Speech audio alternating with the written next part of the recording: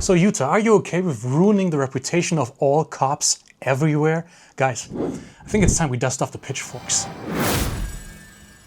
And with that, where was I? Right, Reckless Ben's third episode in the ongoing The People vs. Pricks and Minifigs saga finally dropped, and I managed to get my hands on something even more spicy. We're going to take a look at the affidavit for a search warrant concerning Ben's YouTube and Google accounts, and to make this entire thing more digestible, I separated it into 6 bite-sized chunks of delicious legal drama. Let's jump right in. Chapter 1, the Provo problem. And after sitting through nearly an hour of footage, I have to say I came away with a very different impression than I expected going in. I assumed this was going to be another episode about bricks and mini-dicks, right? After all, Ben couldn't even mention them for a couple of weeks since the court-mandated gag order. I'm sure you've heard of that. In and of itself, the fact that that ever happened in the first place is absolutely wild to me. But basically, I was expecting another 45 minutes of contradictory statements from Pricks and Mini-dicks. Again, sorry I have a hard time pronouncing certain words, this is not my native language. But I was expecting an update on the missing inventory lists, the lawsuit, and Em and McNeff insisting that everything would have been perfectly fine if everybody had just stopped asking inconvenient questions. And to be fair, all of that is still in there, right? But the more I watched, the less interested, again, I became in Pricks and Mini-dicks. Because, I mean, let's be real here for a second. Companies lie all the time. And they continue to lie even after being caught, carefully only ever admitting what they can't possibly hide anymore. At least this is how it used to work. I'm somewhat inclined to believe that even that has changed in, shall we call it, the recent political climate. Companies will always try to protect themselves, and CEOs will continue to spin narratives. None of that is particularly shocking. If you've ever worked in a corporate environment, you know exactly how that game is played, right? So what surprised me was something else. I mean, I say surprised, after all, the story still takes place in Utah, and Jesus Christ, Utah. I'm getting some religious satire in here. Did Gianni Infantino challenge you to a corruption bingo? Is this your reaction to the overturned suspension? I have somebody here who'd like to have a word. Now, before we move on, let me make one thing very clear. This is not a video about whether or not Reckless Ben is perfectly innocent. I certainly do not believe him to be guilty of these ridiculous allegations that Pricks and Mini-dicks throws at him. But ultimately that's for a court to decide, right? Should they ever actually look at the footage provided. I will say, however, that this case certainly hasn't done much to increase my confidence in the court system, and I'm sure some of you feel the same way. This is also not a video claiming every officer involved acted in bad faith. I don't know that, and neither do you, so I don't know, let's try to keep this as factual as possible, right? This is a video about process. Because unlike the American Fork case, where large parts of the body camera footage were initially redacted, this Provo investigation gives us something we've been missing from the very beginning, right? The ability to discover stuff.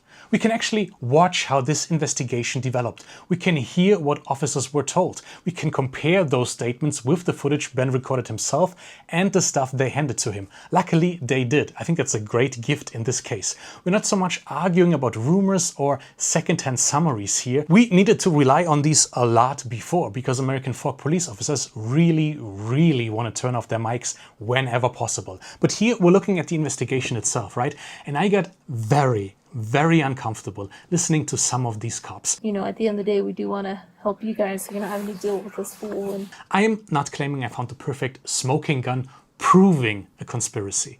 I didn't. It's a lot of circumstantial evidence instead. But what Ben released in his part 3 instead is something that I'm afraid is much more common than people think, when it absolutely shouldn't be.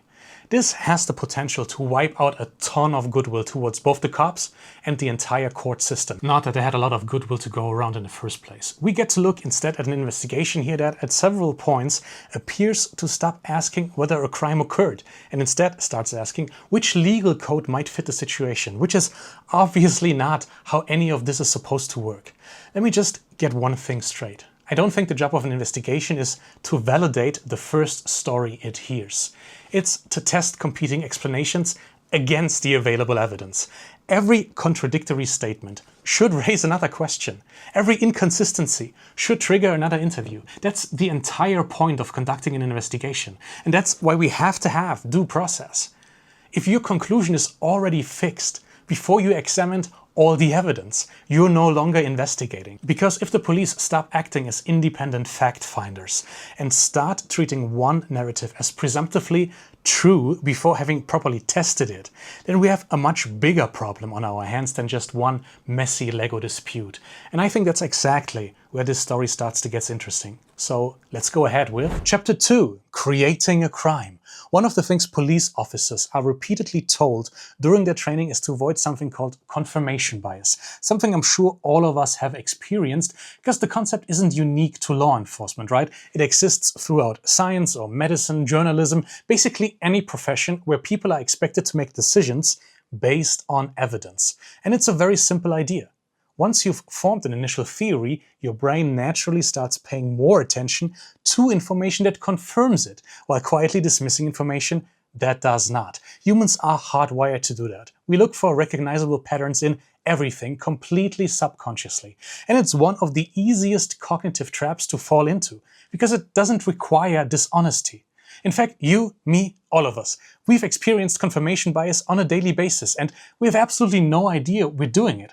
We genuinely believe we're being objective when we are not. I'm now going to show you a clip here that features an early call between the Provo Police Department and Emmon McNabb, and then we take it from there. We agreed that there really was no extortion code that would fit your situation. And that initially sounds like a reassuring statement, right? If you listen to that in isolation, it tells me that somebody sat down, looked at all the facts they had available, maybe talked to some colleagues, and concluded that extortion probably wasn't the right charge. That's exactly what I would hope an investigation does.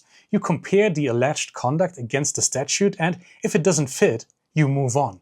But then they continued with, We did find that there was another code that fit, and it's called aggravated commercial obstruction. and that's where we collectively need to start raising an eyebrow, right? Because have you noticed what just happened? The question quietly shifted. The question was no longer, did a crime occur? It became, which crime can we make fit? And now, before somebody accuses me of saying prosecutors aren't allowed to amend charges, that's obviously not what I'm saying. Charges change all the time. That's perfectly normal. As investigations progress, facts emerge, statutes are re-evaluated, and legal theories evolve. What concerns me is the direction of travel here.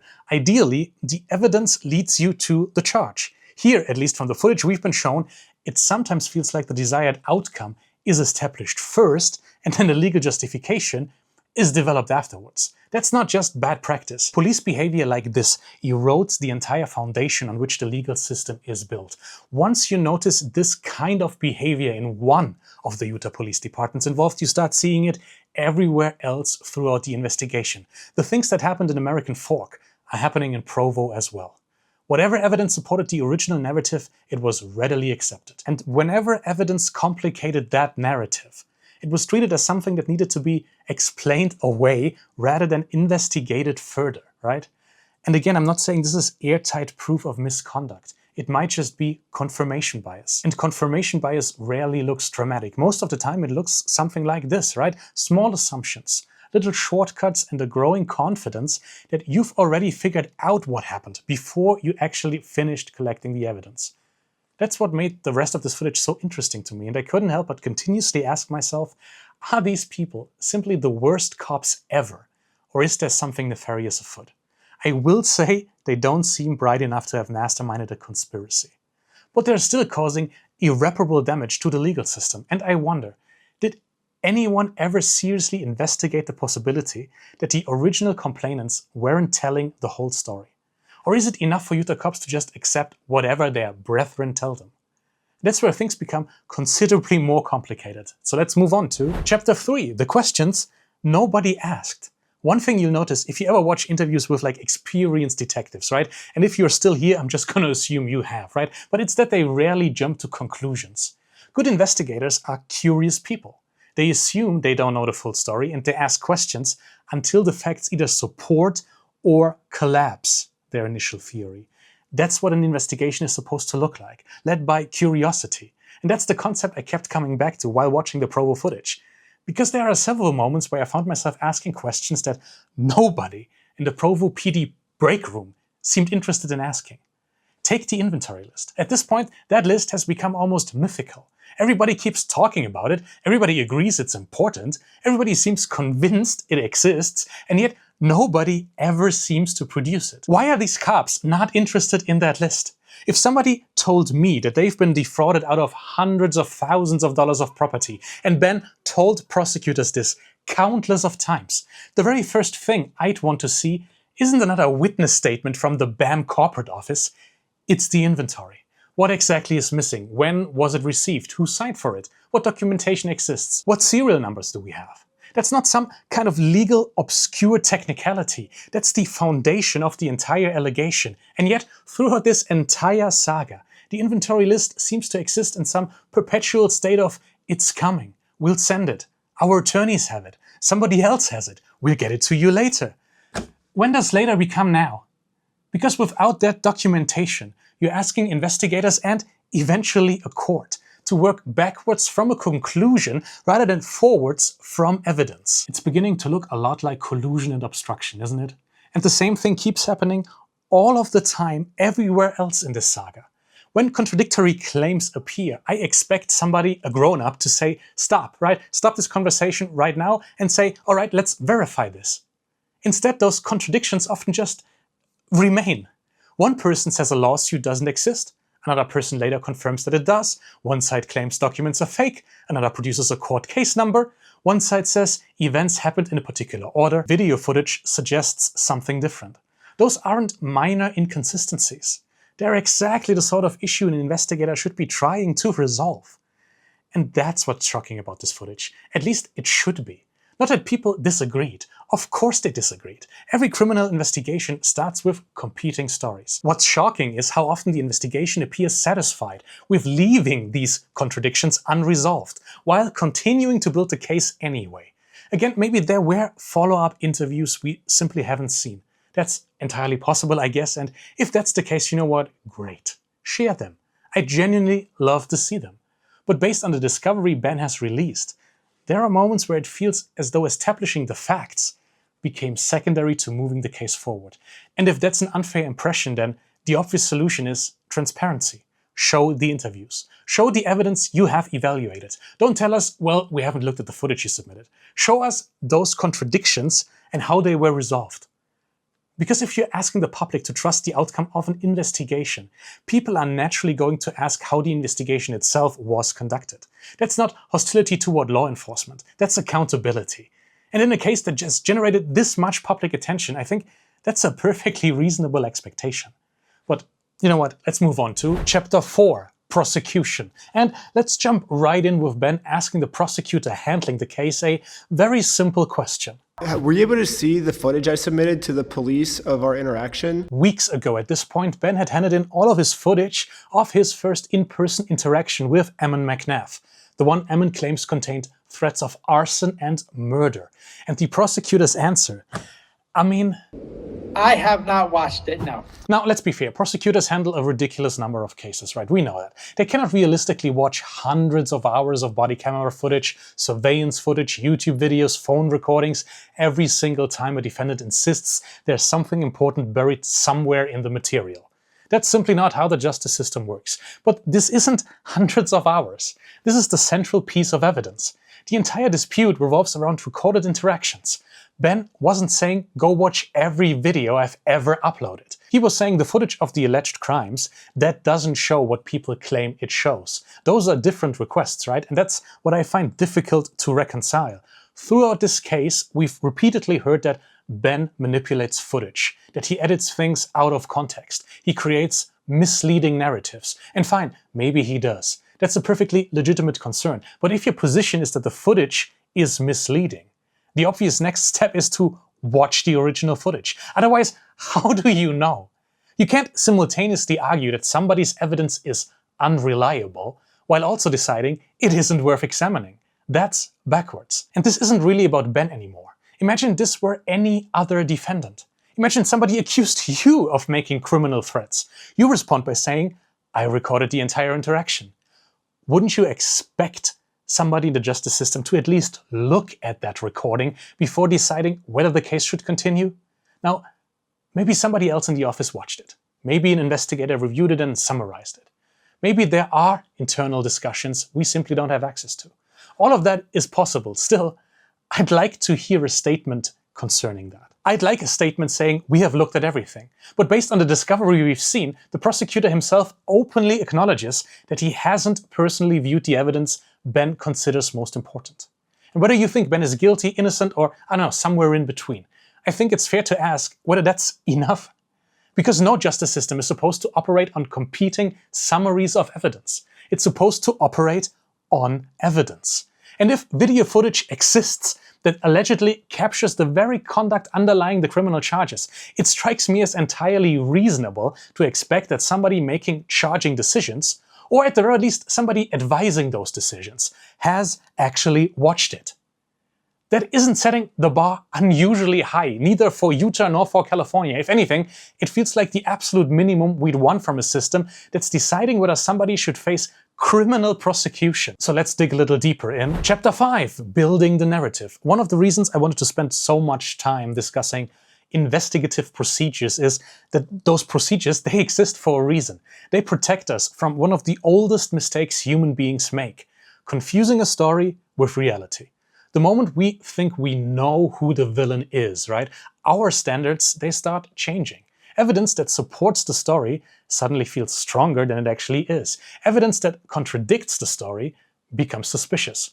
Witnesses who agree with us appear credible. Witnesses who don't suddenly require additional scrutiny. Psychologists have been studying this phenomenon for decades. We don't treat new information independently. We try to fit it into the story we already believe. And that's exactly the impression I was left with after watching the Provo footage. Very early on, Ben stops being treated as a guy who may or may not have committed a crime. Instead, he becomes the YouTuber. In the eyes of the Provo department, he even becomes the fool. I'm really curious to see, like, if this fool even makes any money doing this YouTube stuff. I'm like, if it's enough for him to travel to another state to go get some footage. Now, that might sound trivial, but labels matter, because the YouTuber isn't just a profession anymore. It becomes an explanation. Why is he filming? Because he's a YouTuber. Why is he asking questions? Because he's a YouTuber. Why is he requesting documents? Because he wants content. Why does he disagree with the allegations? Because he's trying to make another video. For clicks, for clout, for glory. Do you notice what quietly disappears from that conversation? The possibility that he might actually believe he's documenting misconduct. You don't have to agree with Ben's methods. If you watch some of his Patreon-exclusive content, for example, you might come away with the impression that he sometimes pushes far harder than is healthy. His style is confrontational by design, and unsurprisingly that creates conflict. But he's not responsible, Ben, after all. But being confrontational is not a criminal offense. And it certainly isn't evidence that every claim you make is automatically false.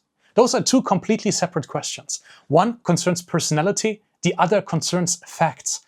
And throughout this investigation, I kept seeing those two ideas bleed into one another. The more officers, complainants, and prosecutors talked about Ben as a content creator, the less attention seemed to be paid to the actual content he had recorded. Because in Utah, YouTubers are clowns, and clowns are not being taken seriously. Obviously, that is, again, backwards. Whether somebody has 1 million subscribers on YouTube or manages a crumbling franchise operation should not matter. Either the footage accurately reflects what happened or it does not. Either the allegations are supported by the evidence or they aren't. The occupation of the person holding the camera, that's irrelevant. In fact, if we're being completely honest, some of the most significant cases of police misconduct in the last, say, 20 years have only come to light because somebody happened to be recording. That doesn't mean every person with a camera is telling the truth. It means cameras don't have professions. They record what they are being pointed at. And if the footage contradicts the prevailing narrative, the proper response isn't to ask why a YouTuber is filming. It's to ask whether the narrative needs to change, because once institutions become more interested in explaining away inconvenient evidence rather than engaging with it, they're no longer following the evidence where it leads. They're asking the evidence to follow them.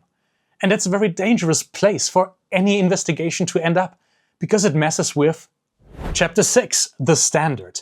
Civil disputes happen every day. People exaggerate. Businesses protect themselves. Lawyers argue over facts. That's the system working exactly as it was designed to.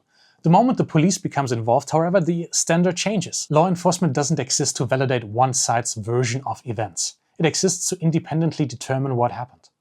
That's why police officers are given extraordinary powers that the rest of us, we just don't have. They can detain people, they can search property, they can recommend criminal charges that carry consequences far beyond losing a lawsuit or paying damages. But those powers only work if the public believes they're exercised impartially, if citizens of democracies lose faith in the executive branch of government and cannot rely on being treated equally and fairly in the judicial branch.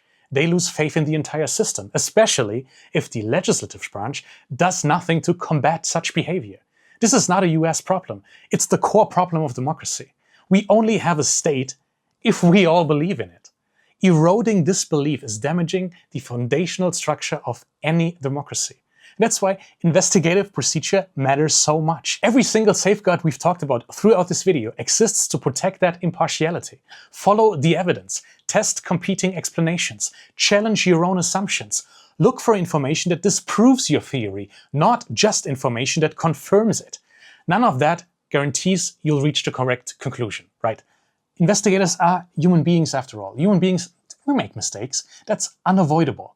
What's avoidable is refusing to revisit those conclusions when new information becomes available. Throughout all of the footage in this saga, there are repeated moments where additional evidence appears, new recordings, new explanations, new documents. Whether you ultimately find them persuasive or not is almost beside the point, right?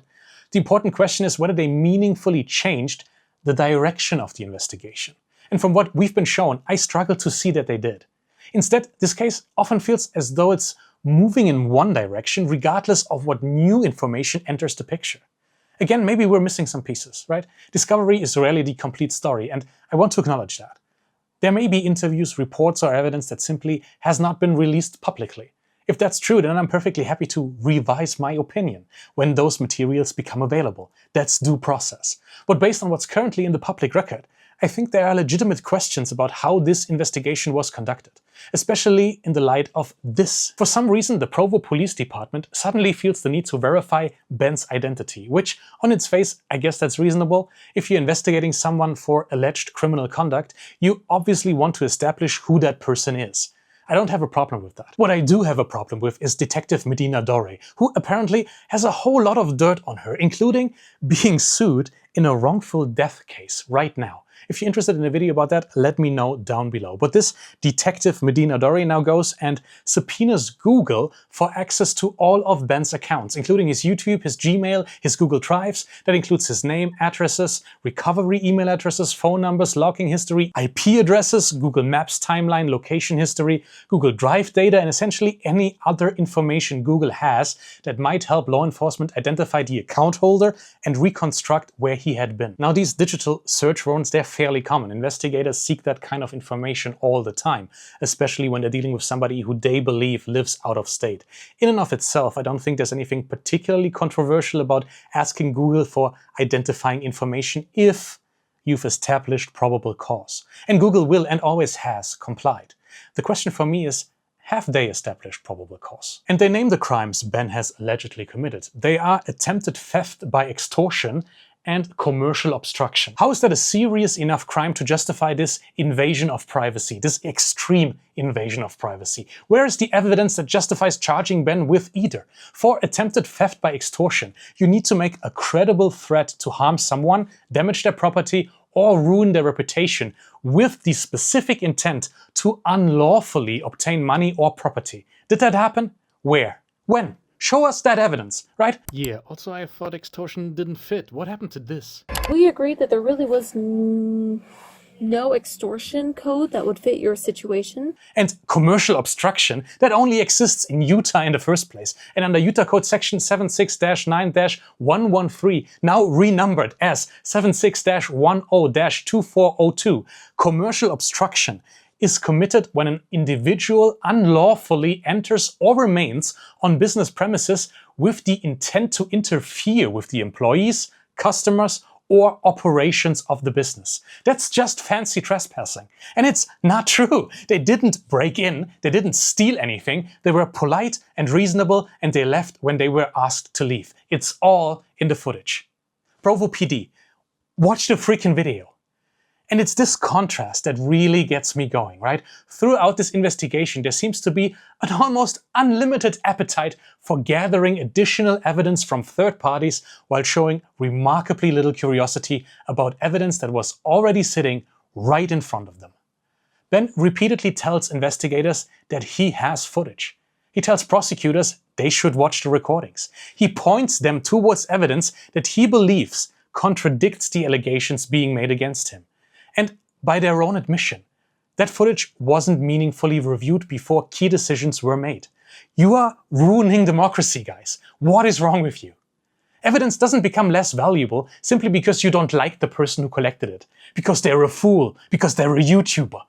This investigation wasn't suffering from a lack of evidence. It was suffering from a lack of balance. The police were clearly willing to devote time and resources to obtaining new digital evidence. They were willing to involve Google. They were willing to request location histories and account information and associated records. If you're prepared to go to those lengths to gather additional evidence, why wouldn't you devote the same energy to examining the evidence that had already been handed to you? And you are seriously complaining that people have lost all respect for police officers?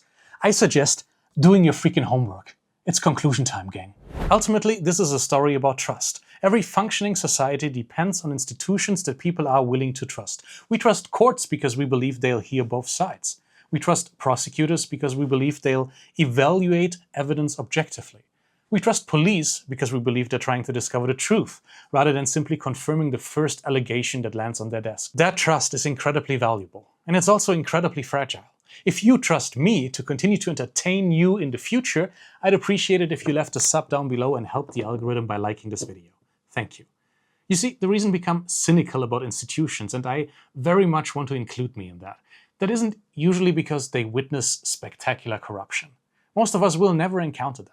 Trust erodes through much smaller things, through unanswered questions, through obvious contradictions that never get addressed, through the feeling that certain conclusions were reached a little too quickly and then defended a little too confidently. That's why transparency matters, and I want to be transparent with you as well. When I started covering the story a few weeks ago, I thought it was going to be about a Lego franchise. This is a Lego channel, that's why OnlyRants is covering this.